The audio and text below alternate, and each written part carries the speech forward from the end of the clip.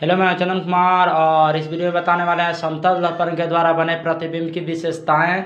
प्रतिबिंब का विपरिवर्तन या इसको बोल सकते हैं सिर्फ विपरिवर्तन। ठीक है, प्रतिबिंब का विपरिवर्तन बोले या सिर्फ विपरिवर्तन बोले, यानी कि ये पूरा जो टॉपिक है प्रतिबिंब का विपरिवर्तन या सिर्फ विपरिवर्तन बोले, दोनों सेम है।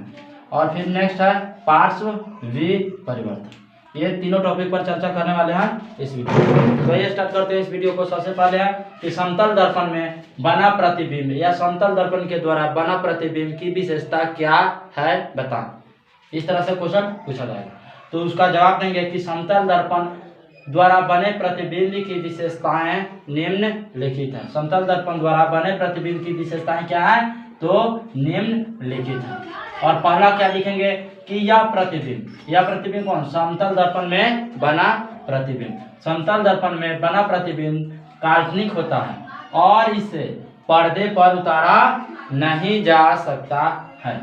ठीक है, सबसे पहला लाइन क्या लिखेंगे कि समतल दर्पण द्वारा बना प्रतिबिंब जो होता है वो कैसा होता है, काल्पनिक होता है।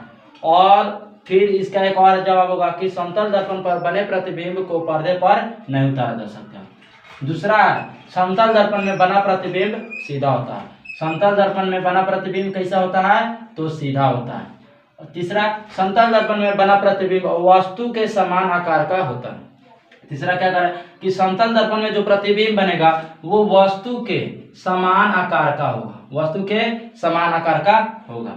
चौथा, प्रतिबिंब समतल दर्पण के उतना ही पीछे होता है जितनी वस्तु समतल दर्पण के सामने होती है। ठीक है, चौथा कह रहा है कि प्रतिबिंब समतल दर्पण में उतना ही पीछे होता है जितना वस्तु समतल दर्पण के सामने होती है, यानी कि समतल दर्पण के जितना आगे वस्तु को रखेंगे प्रतिबिंब उतना दर्पण में पीछे की तरफ बनती है।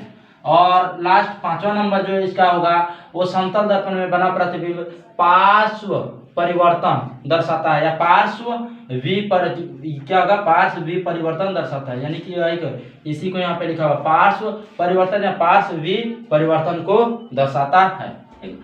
अब आते हैं कि प्रतिबिंब का विपरिवर्तन से आप क्या समझते हैं या उसकी क्या क्या विशेषता है या किसे कहते हैं या आप क्या समझते हैं। ये सभी एक ही तरह के क्वेश्चन है। ठीक है, तो उसका क्या जवाब देंगे कि विपरिवर्तन से कि वह घटना जिसके कारण किसी वस्तु का प्रतिबिंब क्षैतिज अक्ष के, ठीक है, अक्ष दो होंगे, एक होंगे क्षैतिज और एक होंगे उदग्र। ठीक है, तो अगर इस तरह से सीधा है तो उदग्र है और इस तरह से अगर है तो ये क्षैतिज है। ये होगा जो क्षैतिज होगा और ये जो होगा ये उदग्र होगा। यानी सीधा होगा तो खड़ा तो उदग्र और टेढ़ा है तिरछा है इस तरह से झुका हुआ गिरा है तो वो क्षैतिज होगा।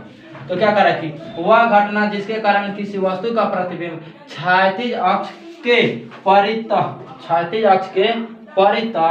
180 डिग्री के कोण पर घूम जाता है, फलस्वरूप उस वस्तु के ऊपरी भाग का प्रतिबिंब निचले भाग में तथा निचले भाग का प्रतिबिंब ऊपरी भाग में दिखाई पड़ता है, प्रतिबिंब का विपरिवर्तन कहलाता है। जैसे यहाँ पे एग्जाम्पल यहाँ पे लिखे हुए हैं। ठीक है, ये क्या है, एक क्षैतिज अक्ष है और यहाँ पे ये कोई बिंब प्रतिबिंब है। तो क्या रहा, 180 डिग्री पे ये मूव करेगा तो ये नीचे आ जाएगा और ये यानी कि ये ऊपर था तो ये नीचे की तरफ बनेगा। ठीक है, नेक्स्ट है पार्श्व परिवर्तन, यानी दायां हिस्सा बायां और बायां हिस्सा दायां हो जाता है इसमें। तो वह घटना जिसके कारण किसी वस्तु का प्रतिबिंब उदग्र अक्ष के परितः 180 डिग्री के कोण पर घूम जाता है, फलस्वरूप प्रतिबिंब का दायां भाग बाएं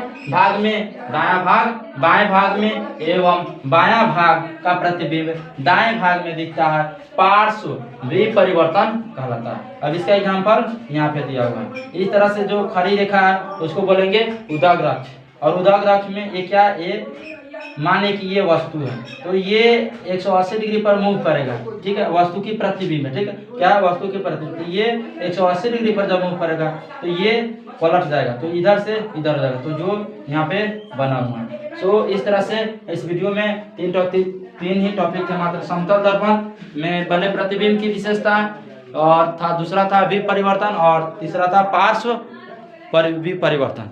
सो मिलते हैं फिर नेक्स्ट अगले वीडियो में अगले टॉपिक के साथ। तब तक वीडियो में बने रहे, वीडियो को लाइक और शेयर जरूर कर दें।